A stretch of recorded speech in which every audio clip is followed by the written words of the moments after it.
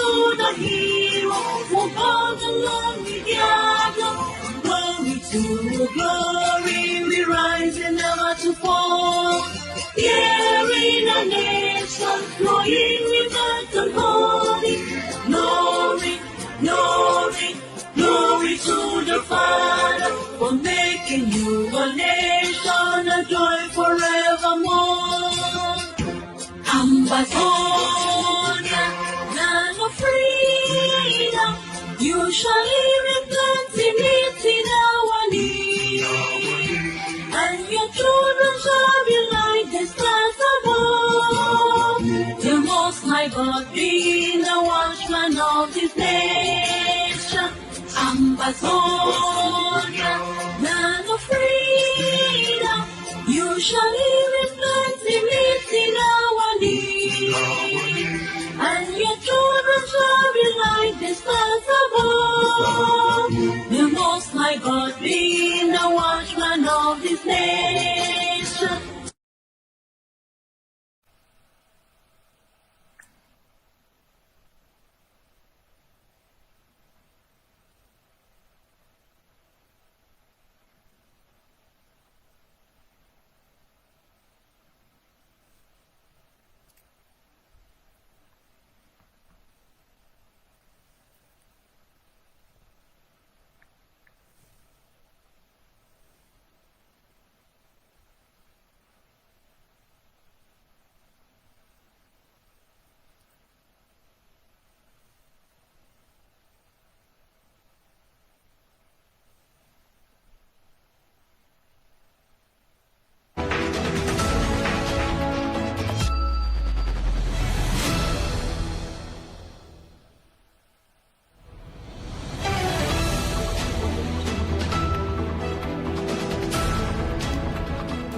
Okay, my fellow Ambazonians, good evening to each and every one of you.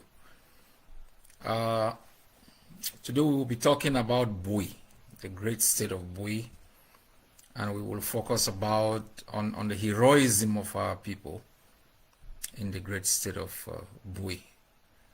I send my best wishes to our prisoners of war, those who have been trapped in the dungeons of Cameroon for so many years.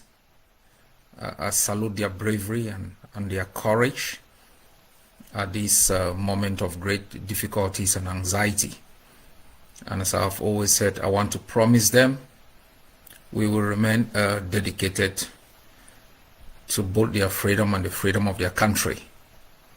And we will make sure we work extremely very hard to ensure that the enemy compensates each and every one of them for all the period of their detention and incarceration.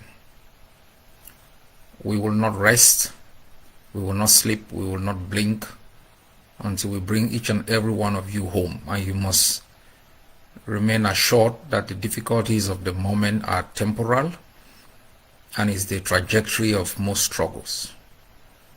Our struggle is on a sound foundation, and we are working extremely very hard on a daily basis to make sure we can exhaust the enemy to its complete defeat. And I can assure you, from across the four corners of our land, the spirit of our forces is high. The spirit of our people is also very strong, and we are doing all we can to make sure that we speed up the day for the liberation of our land and for your triumphant return to the homeland. Remain steadfast. Ambazonians pray for you on a daily basis while in the jail of the enemy. And every day you get up, stick your neck out high, be proud of your identity, be proud of your nationalism, and look at the enemies straight in the eye and let them understand that one day you will switch places with them. I also send best wishes to our people, our citizens across the 13 states for their steadfastness and for their sacrifice. I know the times are hard, and I know that there are challenges that we are going to face on a daily basis. But as I have said, we have to persevere. We've been through a lot for 62 years under Cameroon. Torture, exclusion, deprivation, and continuous harassment and extortion. I know you are also facing difficulties in the hands of rogue elements within Amazonia that are harassing you, extorting you. This liberation tax that we have instituted is to ensure that there is a legal means of generating resources for the defense of our homeland. It is going to take some time before its effect is felt, so I ask you to persevere and to be optimistic and to commit to this tax. It's not only about generating revenue, it's also about guaranteeing, public safety and individual security for each and every one of you on the ground. In times of war, we cannot completely eliminate the actions of individuals and gangs, but we can mitigate their effect through processes like the liberation tax. And I am very optimistic that once it takes effect and once we are able to realize some of the preliminary objectives of this taxation policy, you will begin to see the result in a very tangible way. I thank all those on ground zero who have already paid their tax. I'm so grateful to a gentleman who said, I can't pay 10,000 for my freedom, and I'm going to, in honor of those who are fighting, pay 40,000 AMBA for a liberation tax. And we are very grateful for that. And we have set up a very strong accountability system at different layers to ensure that we track the funds that are coming in, multiple eyes, multiple layers of control, to make sure that every AMBA that is committed to this process is accounted for and is directed to what it was intended to be used for. So be rest assured that the leadership we provide, the structures that the Amazonian Governing Council provides, will act as a cushion against any individual activity or groups of persons who attempt to mismanage resources that were supposed to be directed for our freedom. Corruption is more dangerous than armed struggle. Corruption has cost the lives of millions of people, and we must stamp corruption out of Amazonia to make sure that we are accountable politically and financially to our people, and first and foremost to ourselves. The foundation upon which any credible leader can stand is that which manifests in his or her own character and the person's ability to be transparent in terms of their political processes and financial dealings. So I ask our people to trust in what we are doing. I thank each and every one of you who has been patient on a daily basis, signing up to listen to these discussions that we are having. A couple of things. Amazonian schools will resume on the 19th. And it's important that our people get this information clearly. After the lockdown that takes effect from tomorrow until the 18th. I know you may be asking how crazy it can be that I may support such a lockdown that was called by other forces. And I try to explain why.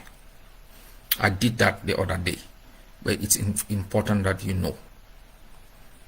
This is a journey. This is a journey.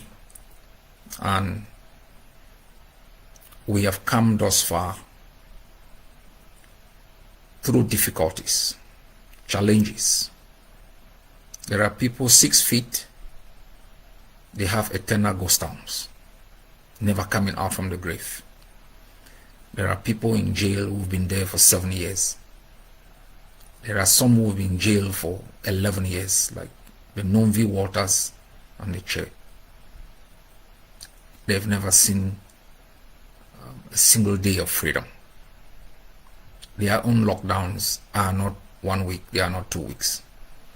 But I said to you all the time, if I would add my voice to any unreasonably long lockdowns, then there is a fundamental reason why I support that, and I owe you an obligation to explain.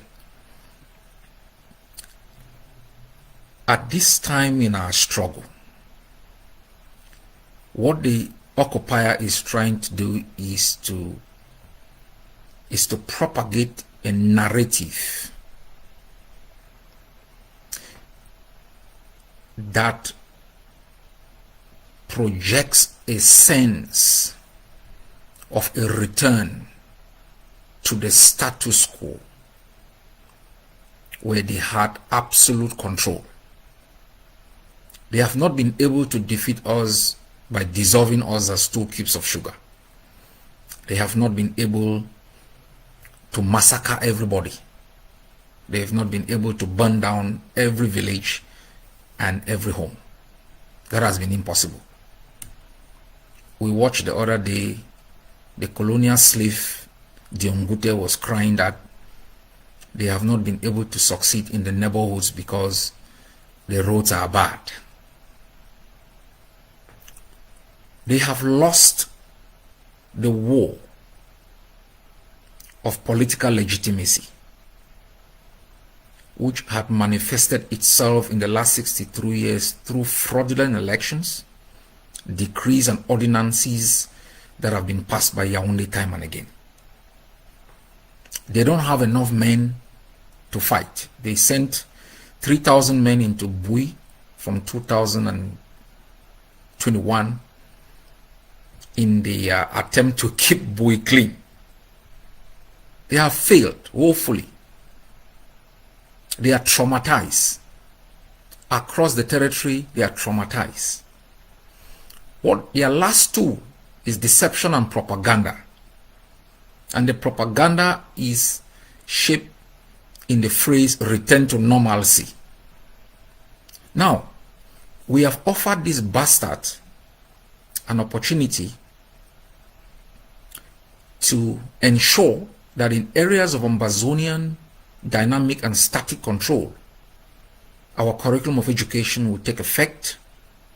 We will generate support through international organizations like UNESCO and other institutions through bilateral negotiations. They've rejected it. We have made it absolutely clear that there is a difference between going to school and acquiring education.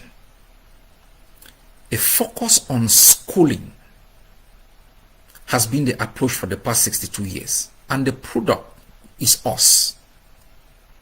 Nothing to show for.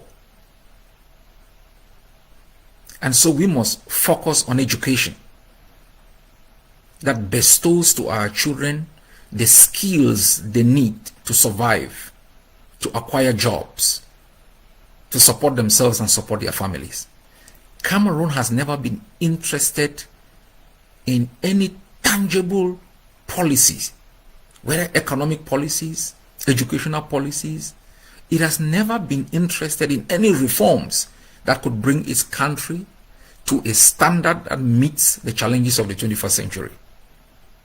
Elections, it manipulates it all the time. As long as it conducts it time and again, it deceives the world that there are elections. Never been transparent. So if you are somebody who believes in elections, and they are providing you the kind of elections that Cameroon is giving, there is a time where you say no. You need what is transparent, that can lead to an alteration in terms of power. You can't simply, because somebody is propagating the aspects of elections, you just take it. If somebody is trying to implement what they call the trickle-down economics, and you discover that only the top 1% is accumulating a lot of wealth, and that wealth does not trickle down, there is a time to oppose that kind of approach of economic doctrine. If somebody is propagating an educational system that produces liabilities rather than asset, there comes a time when you dig your heels on the ground and say it has to come to an end. There is always the danger to ask, what is the alternative? The alternative is not between the bad and the non-existent. Between these two, there is a gray area. And that gray area is where we stand. With our fledgling community education, community-based, community-owned. If you're thinking about certification, you are in the old times. If you're thinking about GCE, it offers you nothing. Ambazonians must adopt a revolutionary approach in the way they conduct themselves and in the way they think. We black people, we must adopt an extreme radical revolutionary approach in altering our fate.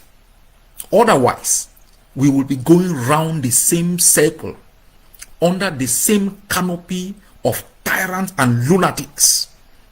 Until we die, our children rise on the same spot and die. There comes a time when people take a stand and say, good or bad, we will make the requisite sacrifice required to be free. If there has been any other time, it is now. We will not compromise any pillar of our liberation, whether it's our education, whether it's our territorial integrity, the sovereignty of our land, and the right of our people to decide their destiny. Whether we are crawling, limping, stumbling, we will crawl, we will limp, we will stumble, and I am damn sure, like any other people who've existed, we will know how to sprint, and we will become marathonists. Don't send your children to any La Republique school. The sole authority in Ambazonia, the sole authority in Ambazonia is in our hands, the hands of our forces. Anybody who listens to any colonial deal, any colonial mayor, you are doing so at your own risk. They cannot protect you. We told the people of Batibo, don't listen to these gangsters. They cannot protect themselves. They will not protect you. It's our land. We know all the corny corners. The sole source of authority and legitimacy lies in our forces on the ground and in the leadership I present. Any other thing is a masquerade, is a disguise, is a Trojan horse designed to perpetuate illegality, occupation, and deprivation. And we must reject it. If independence has to mean independence, we must know what it really means. My fellow people, I have asked, there will be from tomorrow a lockdown until the 18th. And this evening I've spoken with General Efang. He will issue a statement through the spokesperson of the ADF on the ground. We must reject the propaganda from the enemy state completely. We must reject that propaganda. They have nothing to offer Amazonia. They should leave our land so we can rebuild it and institutionalize the processes that will lead us to economic and political freedom. I also send greetings to our Biafran friends, and you must know that our commitment to Biafra is real, is genuine.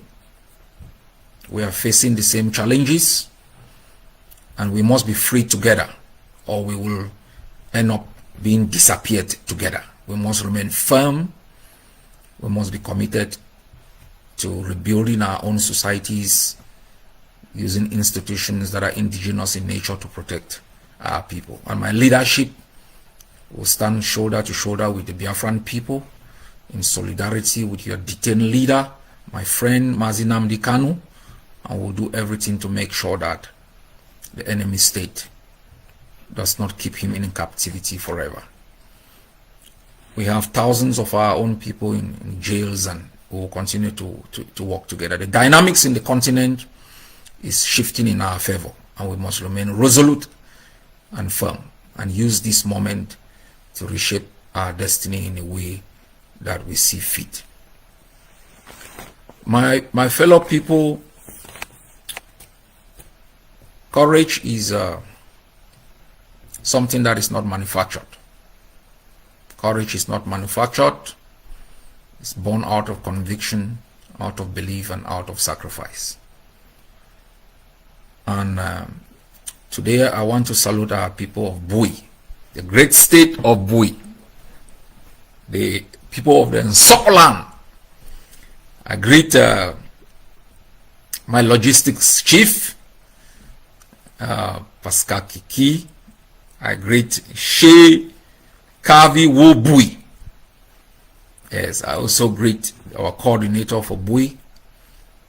I send greetings to our forces, the generals in Bui, LG Capo, General Mad Dog, General Vulture.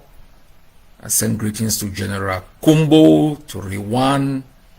I send greetings to Viper, Brigadier No Mercy.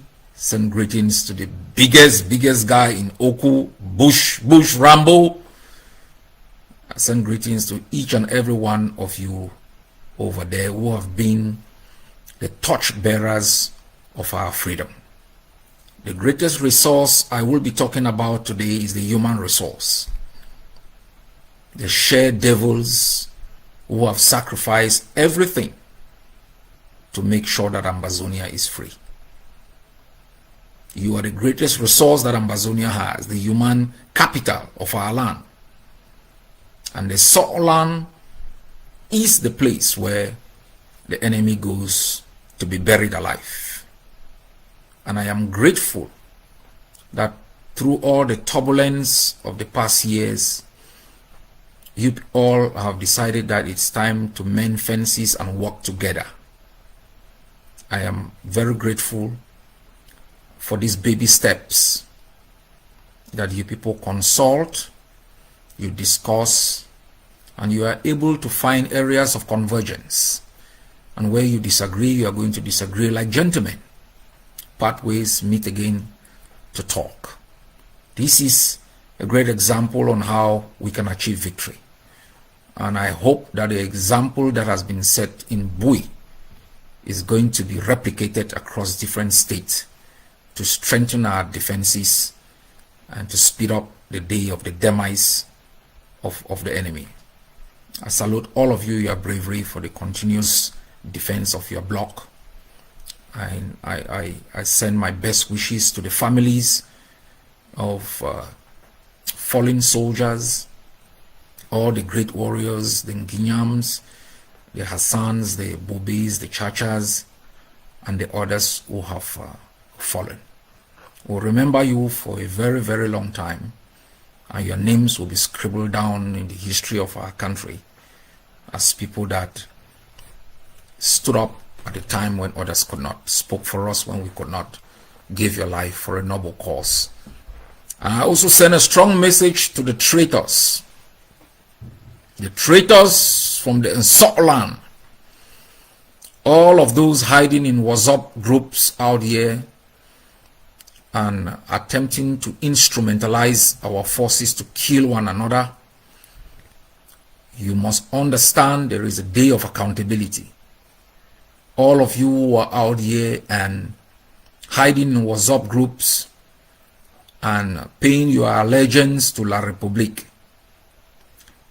the Ngongso will be ashamed of you. Ngongso will be ashamed of you. The mother, the founding mother of the Sept land, Ngongso, will be ashamed of you. As they move her from Germany after 120 years in captivity, it will be coming back into a land where the current fund is a traitor. My fellow people, Bui is a land of warriors. It's a land of warriors, and today I'll be talking about some of those warriors. I will not go in a systematic manner, but I will make sure that I cover a lot of grounds in terms of the bravery. Why am I talking about the bravery? In each state, I choose particular areas to focus in, and the aim is for you to know Ambazonia in its multiplicity. It's for you to know your country in a way you've never known before. And your country cannot be constructed by the enemy. What do you know about Nsok people? What do you know about Nsok land? Sure, you think it's a barren land, right? Do you know that is the land where some of the greatest Ambazonian intellectuals come from? Do you know that's the land where some of the bravest men and women come from? And it is very critical that we paint Ambazonia in the image of its own reality, not in the fiction created by the enemy. And this journey that we are making, this state-by-state journey, is to introduce to you your country in a way you've never known before, and to win your support for that country. And I can assure you that if you make the requisite investment in the defense and liberation of this country, you must have done the most important investment in your existence. Our country is rich in its history, and that history can be monetized in terms of tourism, in terms of understanding where there are different resources, in terms of knowledge, and in terms of empowering other people to know us more. I know we have a picture of society in terms of the visible infrastructures, the skyscrapers. But if you go beyond those skyscrapers to begin to understand the daredevils behind those designs, that is how you start knowing, the strength of a country. In the architects, in the designers, in the unspoken and unsung heroes. And that will draw you closer to your country, make you to love your land, and make you to sacrifice more for your country. Nsok has a great story. And I was telling my advisors today that I'm a son of Nsok land, and were doubting. They asked me for the evidence, and I presented it to them that I'm a son of the Nsok land. For the past 19 years, I've been the son of the Nsok land. 19 years ago, I was arrested in Abongshe as I attempted to enter Ambazonia to undertake actions against the enemy. I was transported from Abongshe to Ako, where I was detained with my bodyguard. And there was some interrogations. I had no ID card.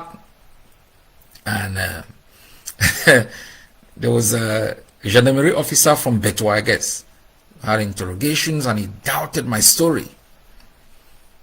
And then, thank God, there was a change of shift, and another officer came in, opened the file, and pulled me out of the cell and began to question me. And there was some click somehow. I can't really explain, but I gave him my identity, and he knew who I was. And he organized, and I was moved from the cell overnight through Nkambe into Sotland using I think it was a convocation, so I could pass through all the other checkpoints. When I reached Kumbo the next day, he came up, and fascinating story. And I was established a birth certificate and an ID card as a son of the Nsok land, and that gave me an opportunity to be able to undertake other missions for our country. And so I'm very proud of the sacrifices that the Nsot people have made. Just 6 years before then, we had mobilized thousands of Ambazonians in Bui.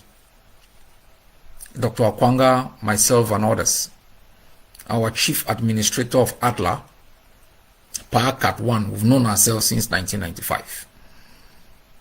And 1997, you all are aware of the attempt we made to take over the Nsot land, taking over the gendarmerie in Kombo, Jakiri, Oko, took them all over. That led to the arrest of hundreds of sons of the Nsot land and deported to Yaoundé. Some of them were killed. You had names like Richard Lukong, Fire Lawrence, died in Kondengi, and others. So the sacrifices from the Nsot people has been enormous, and they've shown themselves as warriors who are ready to defend the homeland, and they've continuously done their best. It's reflected in the attitude of people like the Shea Kavi, the Pascals, and the others who have remained brave warriors in the defense of Ambazonia. We should also know that the attitude of the Nsot people has been one of independence. They have always desired their independence in the way they do their things. They have always rejected unnecessary intrusion by the enemy.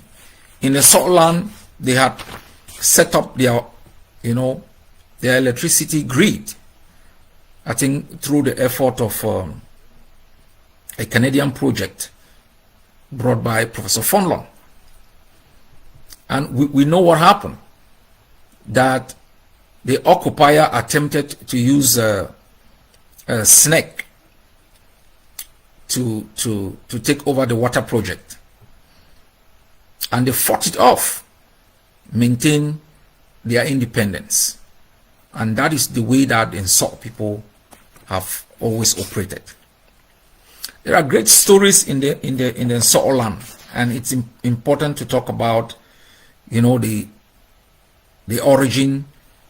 I don't have the intellectual ability or the historical knowledge or even the power to be able to tell you the history of the Nsot people. But some headlines are very important for you to know what we are dealing with. The importance of the state of Bui in our struggle, the importance of the people of the state of Bui in our struggle. We are aware that the founding person of the Nsot kingdom is a woman. We are aware that she's been lying somewhere in a museum in Frankfurt, stolen by the Germans and taken over there. You find a Nsot fondom is an overarching fondom that has different sub fondoms under it. You have a paramount fond who has always had authority over the different other fondoms, like you have Oku, Noni, Mbiame, Nka, Kilum, Se, Mbokam, Nzewen, Nzeren. So you have the paramount fond, who is the overarching fond, who has a very rich history in terms of defiance. We remember the story where the fond was taken over into Nigeria to visit with the Queen of England, and they refused to shake the hand of the Queen of England. That is not a tradition. Refused basically, and he was reminded that is the Queen of England, and he cannot definitely be refusing to to shake the hand of the Queen of England, and he basically said, I have many of such queens in my own kingdom. And that was remarkable. And he was threatened. He was threatened with consequences, and this is very important how he responded. As the gods will have it, on his return to the Fondom, after he was threatened with consequences for refusing to shake hands with the Queen, on return to the Fondom, two of his queens had given birth to two sons. He named one of them Kize Nwa, meaning it is written in the book, and he named the other Ve, meaning we the Nsok people are waiting for the consequences.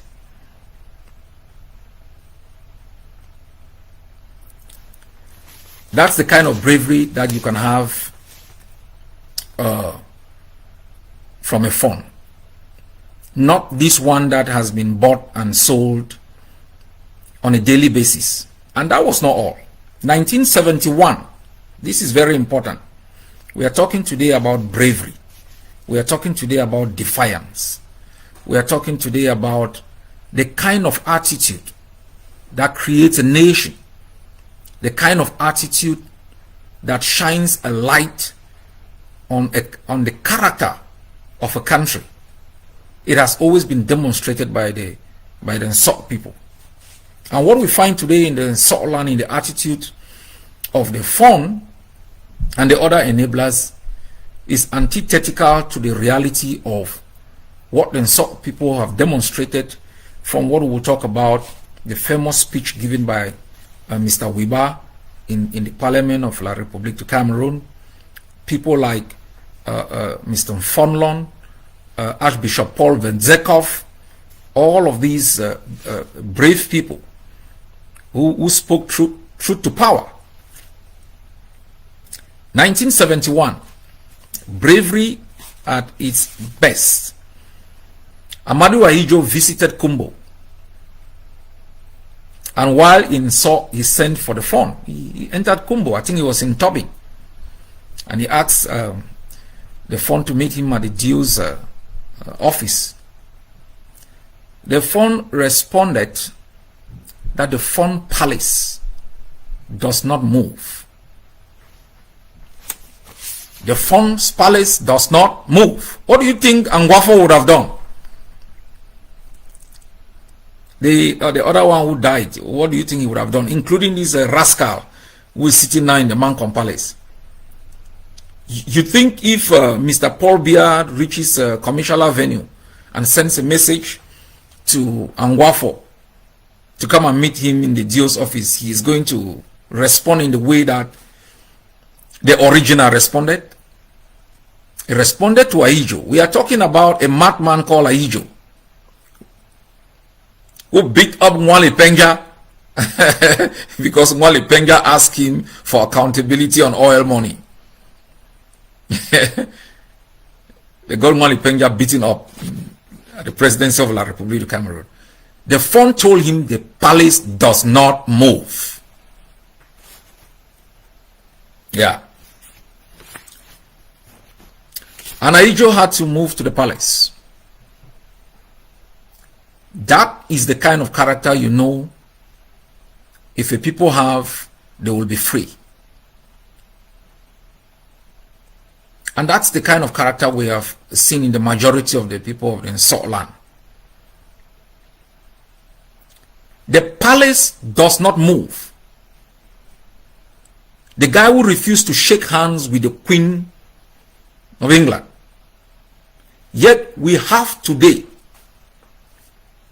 a man who should be the custodian of the tradition of the Nsok people, the paramount form of all the different sub-fondoms of the Nsok land.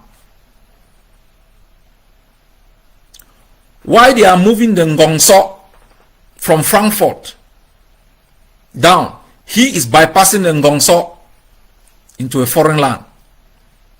Why the original was telling the English that we are waiting for the consequences, he is hopping on La Republique helicopters and going into exile. By that very act of the Mfon of Sept, he's abdicated his throne. He's an international pariah, national disgrace to the strength of the Sept people at a time when the Sept people are facing the butchers, at a time that they are facing their greatest danger, when they will need their father to be at home with them, to invite the gods of the Sept land to protect the Sept people. Their father is part and parcel of the butchery machinery that is bringing death and destruction into the Sept land.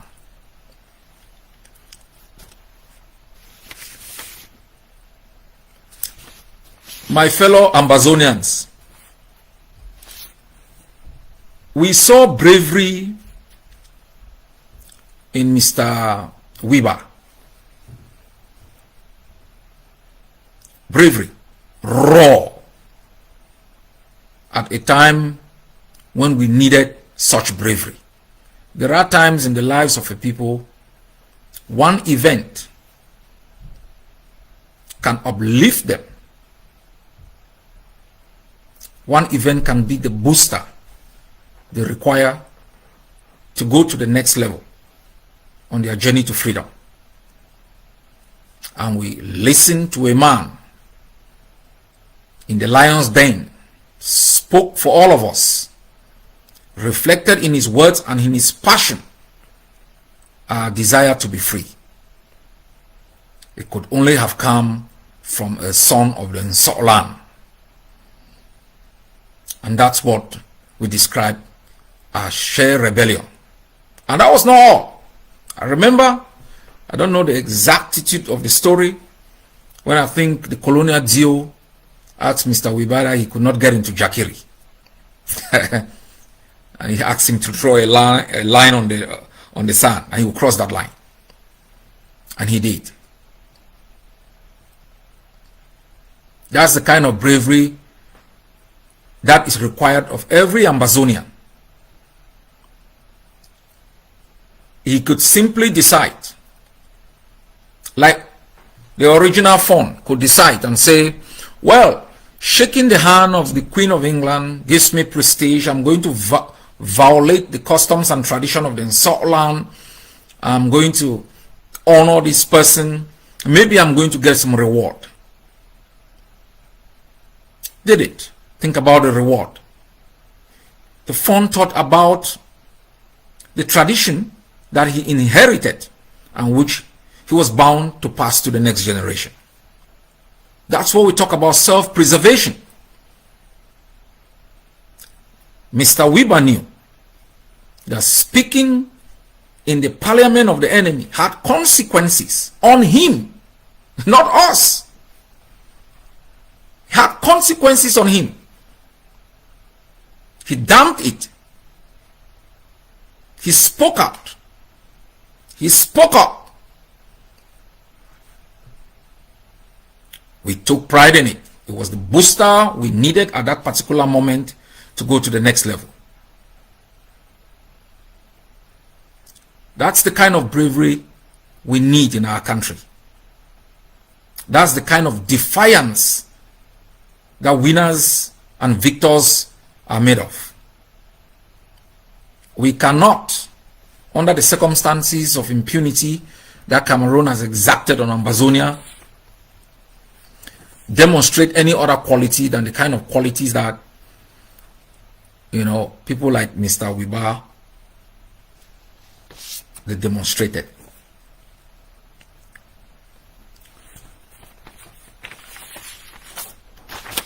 So, my fellow people, it is very important that each and every one of us understand the importance of freedom, and that it requires sacrifice. There is personal sacrifice, financial sacrifices that we have to make. Sometimes we give our lives to get freedom. We sacrifice our liberty. Each and every one of us makes that sacrifice. I was following a conversation today between General Efang and a general in Bamenda. I was telling him that people make different levels of sacrifices. People pray, people provide water to soldiers, people are moving ammunition from point A to point B, others are in jail, others are in the refugee camps, others are IDPs in the bushes, others are in the diaspora wandering. These are the cumulative kind of sacrifices that free a country. A man of faith and integrity. A man of faith and integrity. That is Archbishop Paul Wenzekov. Late Cardinal Tumi spoke of his intellectualism in these words, and I want you to listen.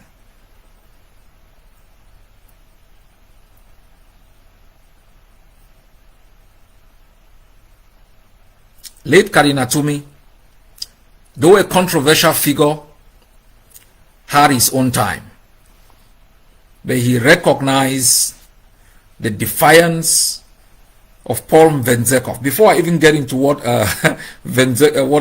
Tumi spoke about Wenzekov, Wenzekov was a guy who hated tyranny. Hated tyranny at a time when people could not criticize tyrants within the continent. At the time when Ahijo was in power, when criticizing another tyrant in another country looks like you are against the tyranny in your own, Wenzekov spoke out against Bokassa in Central African Republic. He spoke out against Bokassa. And according to Martin Jumban, citing a Panorama edition, Paul Wenzekov gave a scathing rebuke of what he described as election buffoonery following elections in Central African Republic organized by Bokassa, the tyrant that looted a lot from that country. But this is what Cardinal Tumi spoke of Paul Wenzekov's intellectualism. He's a guy who read, Tumi said he read every book, everything. He had a magnetic memory, and once asked how he could retain so much information with so much details, he looked at everyone and said nothing. He abhors to improvise in preaching and does much research in the preparation of his homilies, whatever the intellectual level of those whom he is preparing to speak. So if the Archbishop is meeting farmers, if he is meeting university lecturers, is meeting other archbishops, he prepared himself for that. Remember, I said the other day, of conviction, that if you find people succeeding, don't say it's good luck. Don't say it's good luck. Because if you are making a journey of 1,000 kilometers, you must be loaded. You must prepare.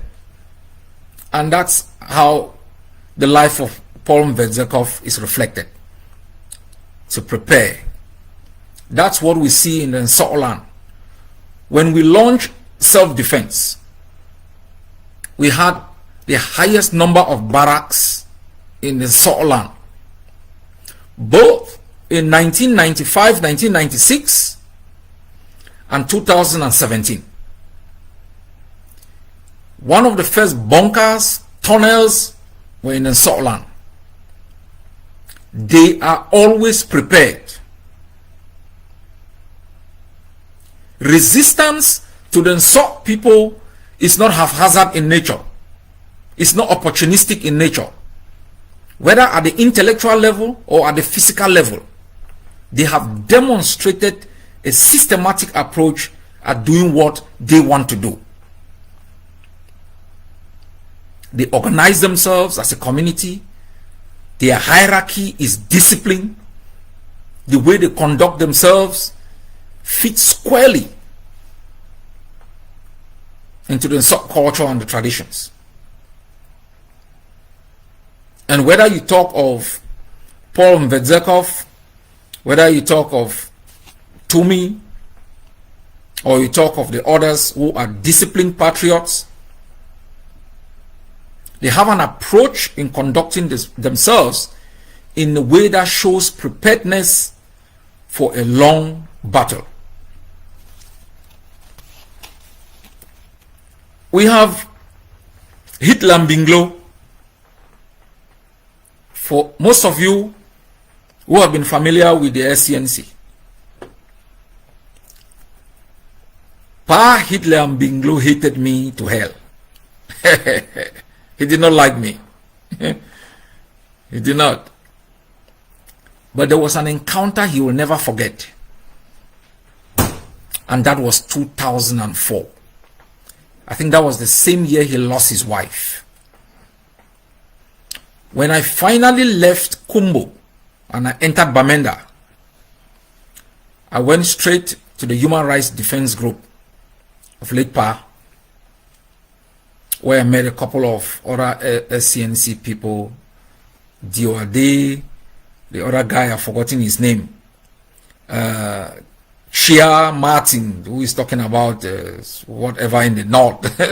All of these guys. I had a couple of meetings there. And then I was informed that Pam Binglo had lost the wife.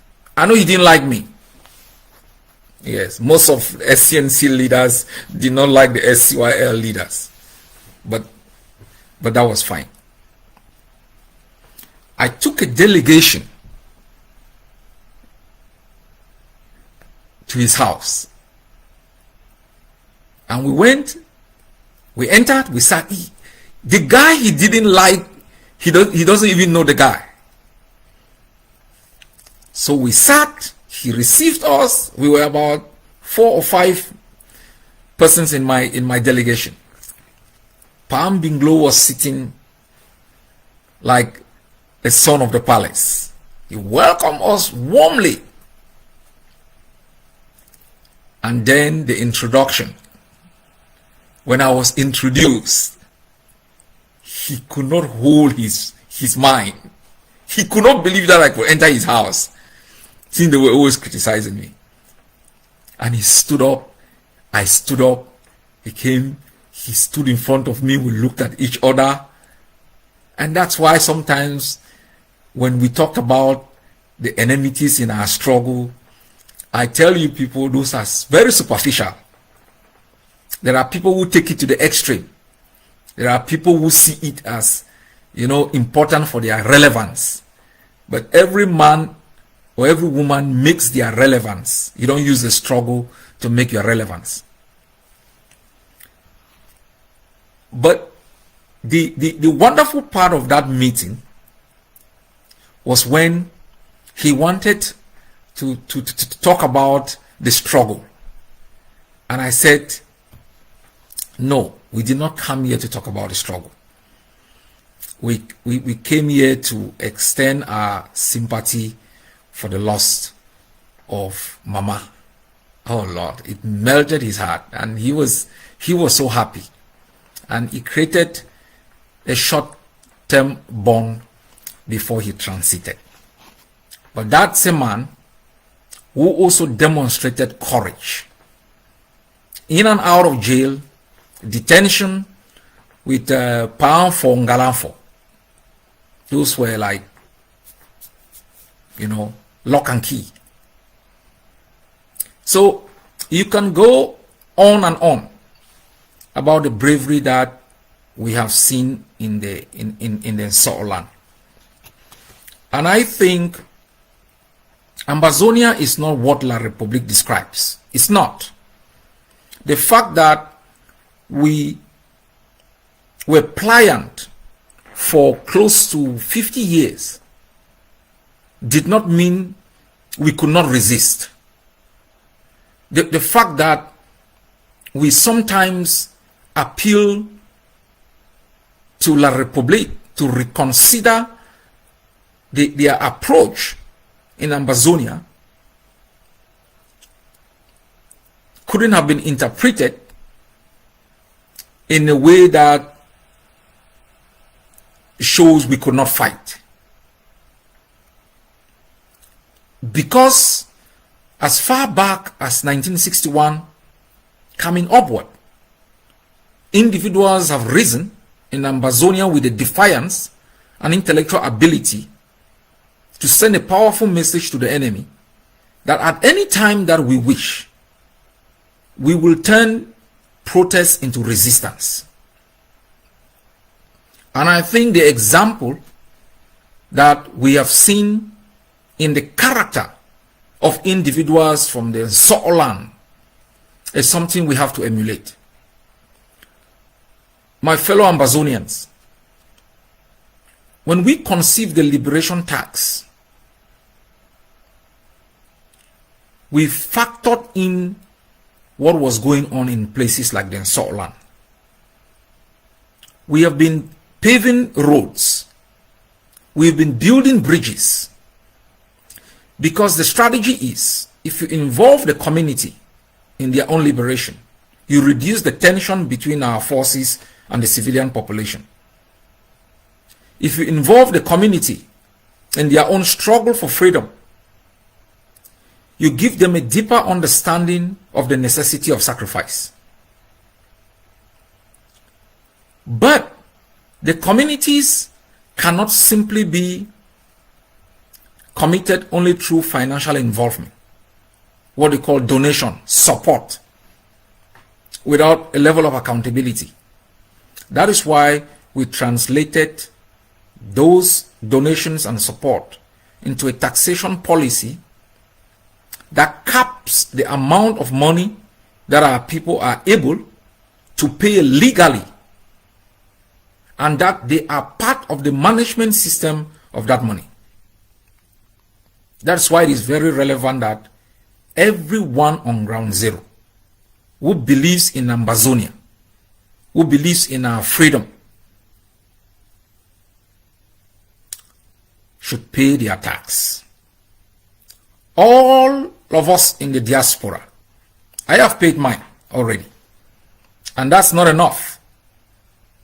As a member of the Ambazonian Governing Council, I have my monthly contribution. It's a must. I pay my tax, and I pay my own contribution as a member of a movement. And that's not all. If there are projects that require funding, and every member has to pay, we still have to make that contribution. That is the kind of sacrifice that is required from each and every one of us if we want to be free. And most importantly, this is the kind of sacrifice that is necessary if we want to eliminate those who are transforming the liberation space into a space of extortion. The longer the struggle prolongs, the more opportunists will come in and try to mess it up. And the enemy will build on those shortcomings to tell you that it's better for you to remain a slave than to go through this difficult transition. So I appeal to each and every one of you in the diaspora to pay your tax. Most of you will be traveling into the territory. You go through the embassy of the enemy. You pay a visa fee. Sometimes you pay bribes. You go into their dilapidated, smelly, stinking airports. You pay what they call old man, new man tax or whatever. You pass through their checkpoints. They extort you, all forms of bribery. It takes just $100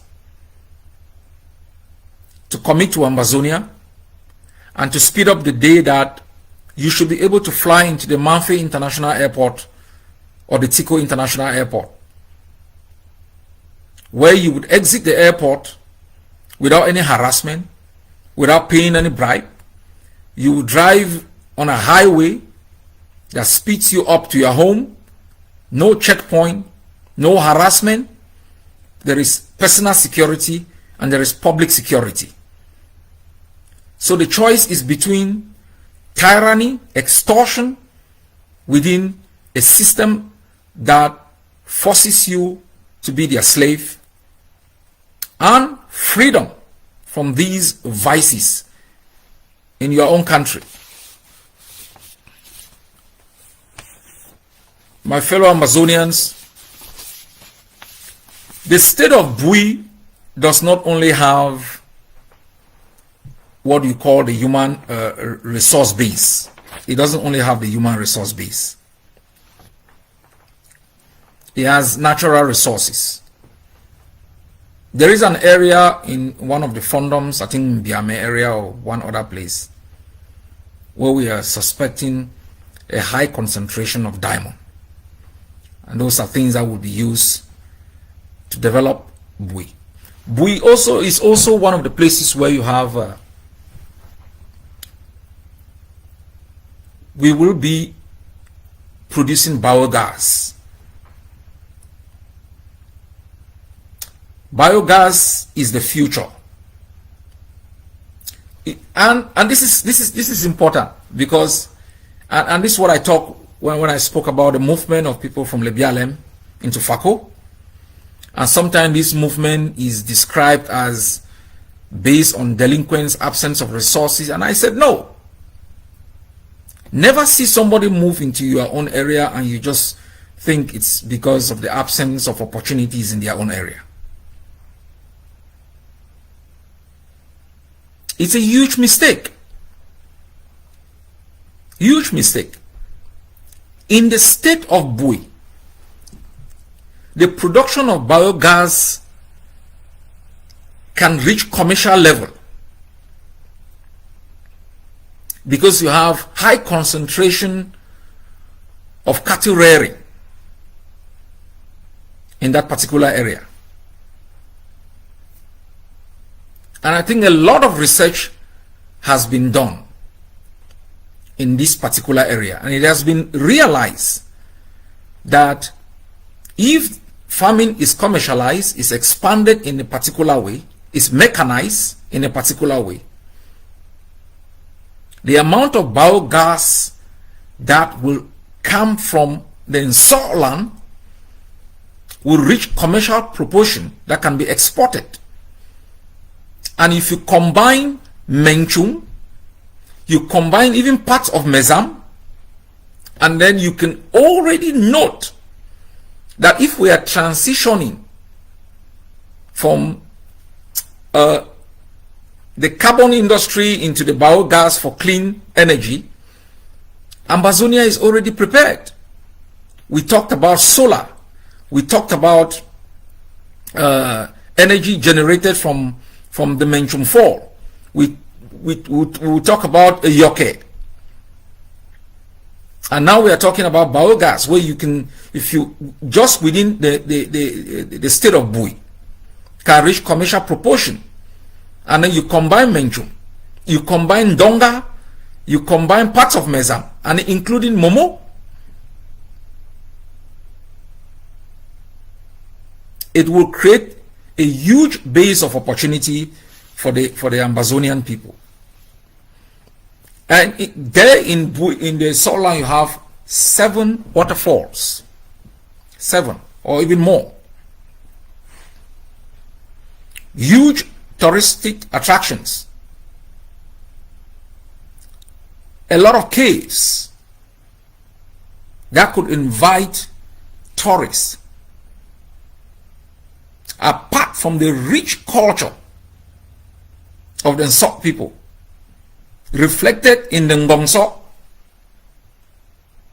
taken away from the Sept land by the Germans and is bypassing the phone, coming home while the phone is going into exile. So we are not only talking about the huge human resource that is in the Sept land. The natural resource base also is vast. This is the beauty of our country. This is the strength of our country. And if you ever wondered why we fight, it is important that you know this story. That we don't simply fight to create a space called Ambazonia. We fight to make that space one within which we can explore and exploit our own resources, both human and natural, to better the lives of our people and any other person that lives in our country. We will not get there if we do not make the sacrifices that are required.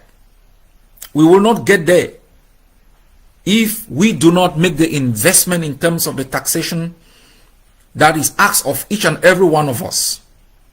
We will not get there if we succumb to the propaganda and the distraction that a beaten and defeated enemy is using as its last stand. My people, take note. If the phone of Sept, the custodian of our own tradition, the guardian of the people of Sept, will side with the enemy at a time when his people need him the most, is that not enough reason for you to fight to the bitter end? If you listen to the story of the Fonlon, the Paul Venzekov, the Mbinglo, the bravery of the generals who have given their blood, and the ones that are still standing,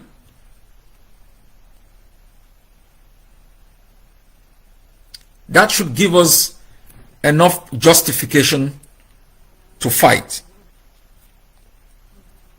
There is a few last words which I want to leave you with. And I would like this to be in the record. It's very important for it to be in the record. Before I get into it, let me remind each and every one of us of our obligation to the motherland. Ambazonians across the 13 states. Cameroon is not coming back.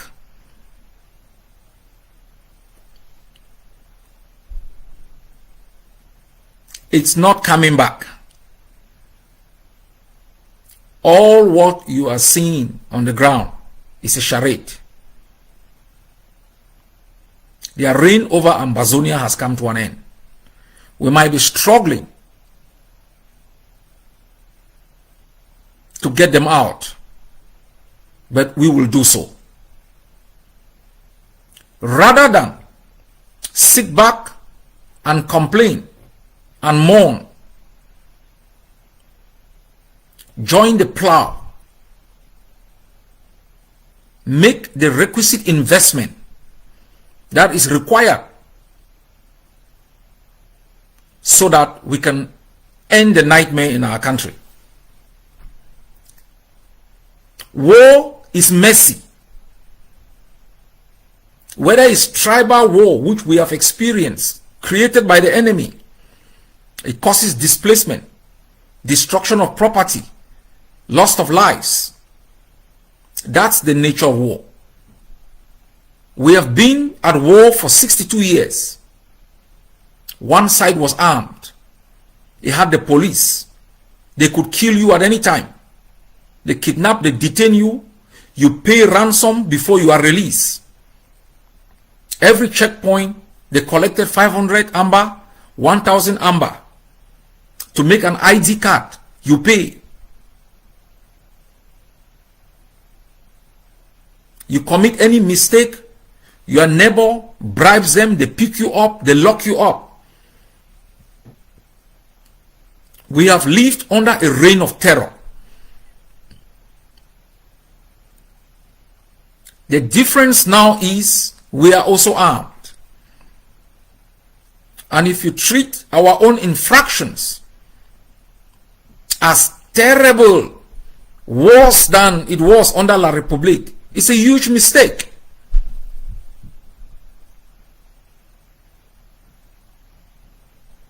In this war, we are the underdog. We are the people without any arms industry supplying us. We are the people without a state providing us both the diplomatic and political backing. We don't have access to the IMF. We don't have access to the World Bank. We have no credit score. And if you look at all the difficulties that we have to go through just to stay alive, and then you would excuse our children for their little infractions. That's why I invite each and every one of you to have a big picture approach, to look at how George Washington did it. Mandela did not spend 27 years in jail, going to nightclubs. The leader of the East Timorese resistance, captured in an underground bunker, did not spend time in jail smoking cigars. The Eritreans did not fight for close to 30 years because it was a walk in the park. The South Sudanese fought for more than 30 to be able to gain their own freedom. It took revolutions upon revolutions to establish the modern French state. It took lost battles for the George Washingtons to bequeath to the Barack Obama something better. It took the lives of Malcolm X, Martin Luther King Jr. to be able to have the black American to cast a vote. It may take our own lives, it may take our own liberty to hand over to the next generation something better. Every people, everywhere we are, where I am speaking to you, Norway was once under Denmark. It was once under Sweden. The Germans took it over. Their king escaped to London. They resisted underground. The Germans installed here in this country a prime minister. When the Norwegians came back, they put his head in a rope. In France, Charles de Gaulle took refuge in Gabon. The Germans installed Pétain. The resistance did not stop. The children of Poland, they fought in sewages. The children of Soweto did not give up. They rose up. They were massacred. They never gave up. Everywhere is a struggle for a better tomorrow.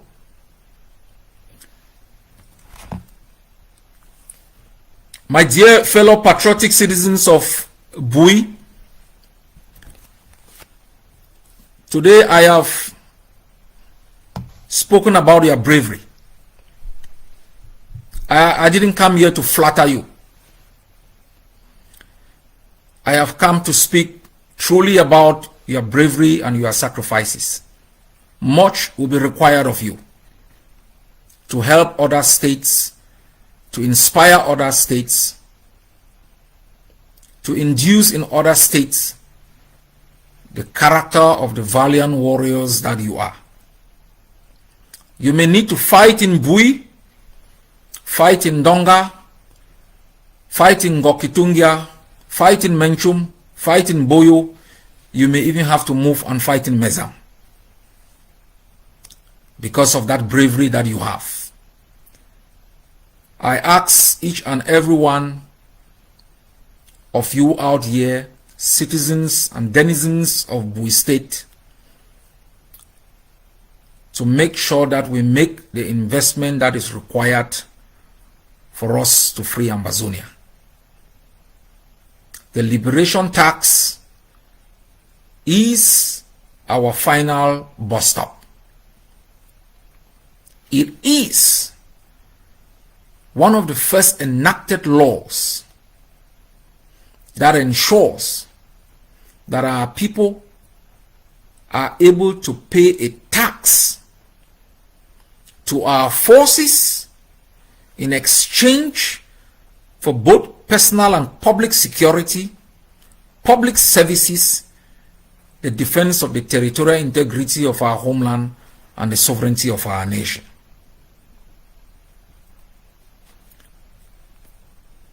I thank you immensely for sacrificing, and I thank you for listening to me, and I am definitely very sure that in the months ahead, our people will begin to quantify in a meaningful way the impact of this taxation policy. Cameroon must know that on a daily basis, we quantify the pain that they impose on our people. What we are seeing in the continent of Africa, where former tyrants, when captured, they are asking you to make some noise, is just the beginning.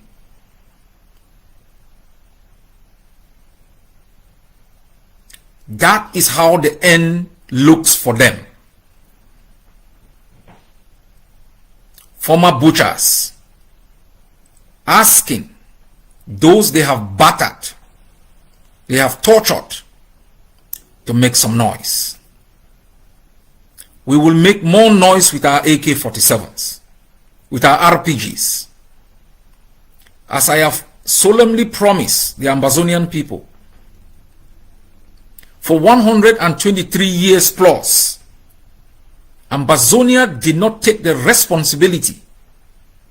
The leaders did not take the responsibility to arm our people, to protect our territorial integrity, to protect the lives of our people, and to make sure that we deter any aggression, both internal and external. We allowed our land to become a test tube for economic and political theories that disaffected our own society, that led to the loss of our heritage and our freedoms. With this generation, we have concluded that despite the difficulties of the moment, we have to do what is right if we want to be free. We are not going to be clamoring only for political independence and allowing the foundation of our educational system to be dictated by our enslavers. We are going to define our own economic and political theories that will seek to protect the interests of the Ambazonian people. Our ultimate goal is to ensure respect for us as a distinct people.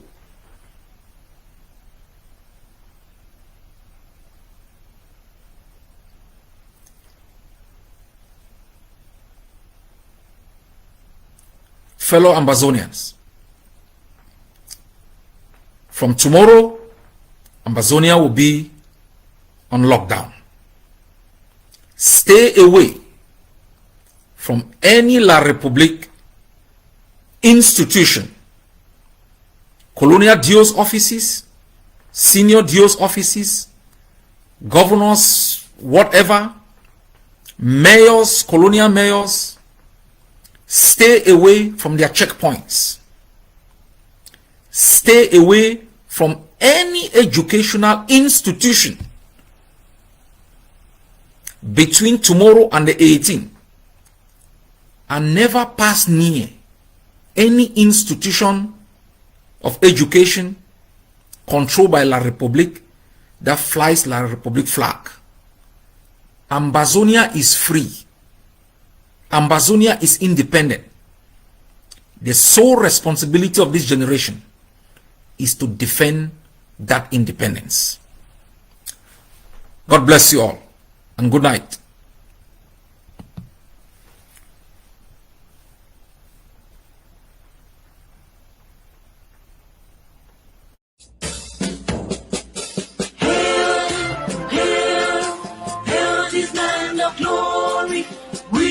Ambazonia, special loyalty. Praise to our Savior who granted us the freedom. Allegiance to the hero who called the Lord we gather. Glory to glory, we rise and never to fall. Here in a nation, flowing with the holy. Glory, glory, glory to the Father for making you a nation, a joy forevermore. Ambazonia, land of freedom, you shall live in plenty, meeting our need, and your children shall be like the stars above. The Most High God being the watchman of this nation. Ambazonia, land of freedom, you shall live in plenty, meeting our need, and your children shall be like the stars above. The Most High God being the watchman of this nation.